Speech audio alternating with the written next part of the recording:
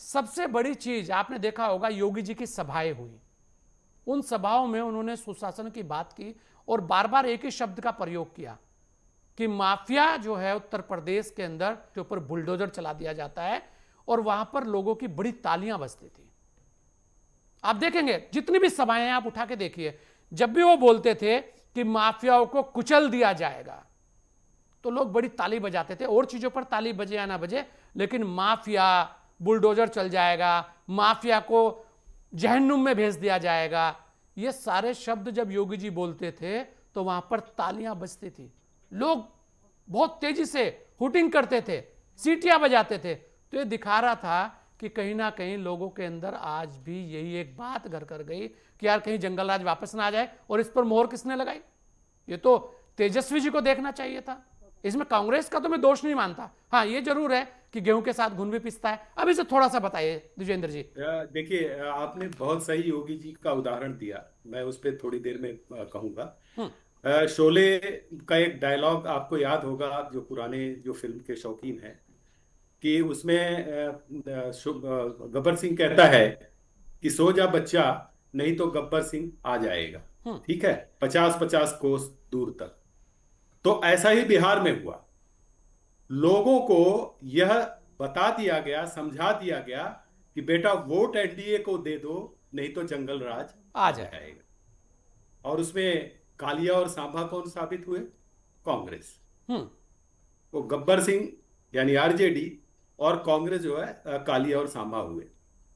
तो इसमें जो योगी जी का जो आपने जिक्र किया, ये नैरेटिव आप ध्यान दें कि कभी भी जो जनता है, वो जो गुंडे तत्व होते हैं, जैसे जैसे पुलिस कभी कभी क्या करती है, कोई अगर बहुत ज्यादा उत्पात मचा रहा है तो उसको सड़क पे परेड क्यों कराती है?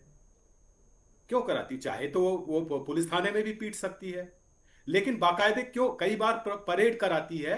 ताकि लोगों के मन में ये विश्वास पैदा हो कि बड़ा वो नहीं है, यानी वो गुंडा बड़ा नहीं है, बड़े तो हम हैं, यानी व्यवस्था है।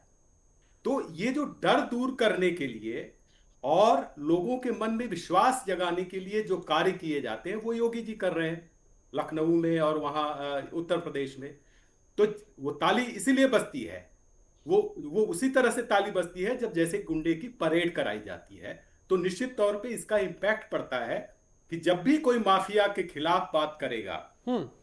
तो उसको तालियां तो मिलने वाली हैं, और जब भी कोई माफिया को हराने की बात करेगा तो उसको वोट मिलेगा। तो ये तो पहला नैरेटिव जो है बीजेपी और जो इनकी सहयोगी दल है जेडीयू, वो स्थापित करने में एकदम सफल हुए। अब ये दूसरा जो आपका कहना है कि तेजस्वी और कांग्रेस इनके बीच में जो तालमेल वगैरह वगैरह, देखिए राजनीतिक रूप से दोनों ही बहुत कमजोर हैं। हम्म। और मैंने सुबह भी कहा था कि ये दोनों एक ही साइकिल पे बैठे हुए हैं। उसमें आगे वाली टायर में थोड़ी हवा है और पीछे वाली टायर तो पंचर है, यानी कांग्रेस। पीछे वाली टायर यानी कांग्रेस, आगे वाली टायर, अब तो आज चुनाव परिणाम के बाद आगे वाली जो टायर है उसका भी हवा निकल गया है। तो ये जो गठबंधन है ना, ये बड़ा बड़ा ही बेमेल गठबंधन, बेमेल शादी है ये। और आप में से किसी वक्ता ने कहा कि ये कांग्रेस को अब अपने जो है इंडिपेंडेंट सोचना चाहिए। ये इस तरह के छोटे मोटे जो ये कहते हैं ना कि शॉर्ट टाइम मैरिज टाइप की, जैसे कहते हैं ना कि 4 दिन की शादी करो और तलाक ले लो, इस तरह के उससे जो है कांग्रेस का कोई भला नहीं होने वाला है। तो मुझे लगता है कि कांग्रेस को इससे सबक लेना चाहिए। कांग्रेस अभी भी आपको बता दें दूसरी सबसे बड़ी राष्ट्रीय पार्टी है, और जब भी जनता बीजेपी या एनडीए का विकल्प देखेगी तो वो कांग्रेस को ही देखेगी। और कोई दल नहीं है जिसको जिसकी ओर जनता की नजर जाएगी। लेकिन अब कांग्रेस किसके साथ जा रही है? अगर आप जंगल राज वालों के साथ जाएंगे तो आप मारे जाएंगे, पीटे जाएंगे, यानी वोट के माध्यम से। तो आपको ये देखना होगा कि आगे अभी जब भी चुनाव आए उसमें आप कैसे साथी रखते हैं, कैसे दोस्त रखते हैं। तीसरी बात, एक प्रशांत किशोर की आपने बात कही। मेरी जो अपनी राय है, प्रशांत किशोर हम्म। के मुद्दे बहुत सही हैं, उन्होंने बहुत सही उठाए, लेकिन ये पूरी कॉपी लगती है। देखिए ये कॉपी क्या फेल हो सकते हैं चुकी है दिल्ली में।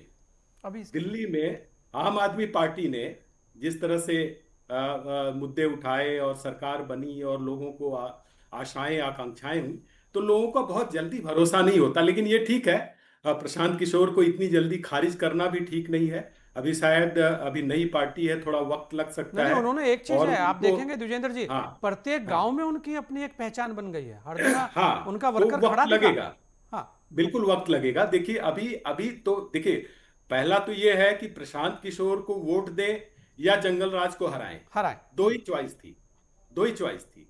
प्रशांत किशोर जीत जाते अगर जंगल राज का नैरेटिव सेट नहीं होता। मैं ये कहता हूं ज्यादा सीटें जीतते, हो सकता है किंग मेकर बन जाते।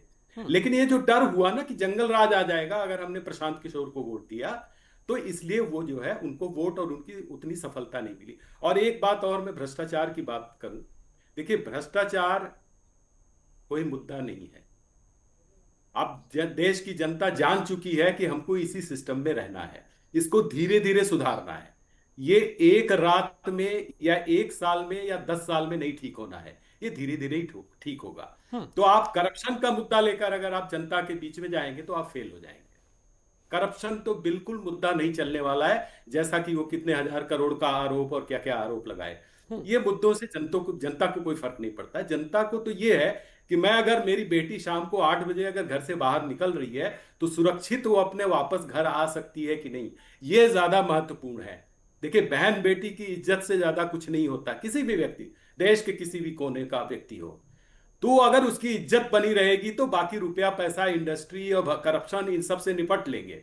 तो पहले वो माहौल तो संजय बनाओ जी, आप। संजय जी, बिहार में पहले वो माहौल बनाओ कि आपकी, हम मुंबई में बैठे हुए, हम रात को 12 बजे हमारी बेटियां आती हैं, संजय हमें जी, कोई डर नहीं लगता। हम्म। आराम से 12 बजे कहीं अगर किसी रिश्तेदार के यहाँ गई तो आराम से चली जाती है, रिक्शा पकड़ के आती है, टैक्सी पकड़ के आती है। ये माहौल तो बनाओ आप।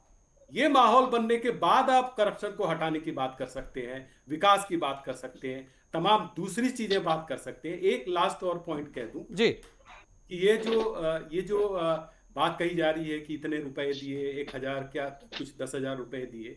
देखिए दुनिया अब उस तरफ बढ़ रही है।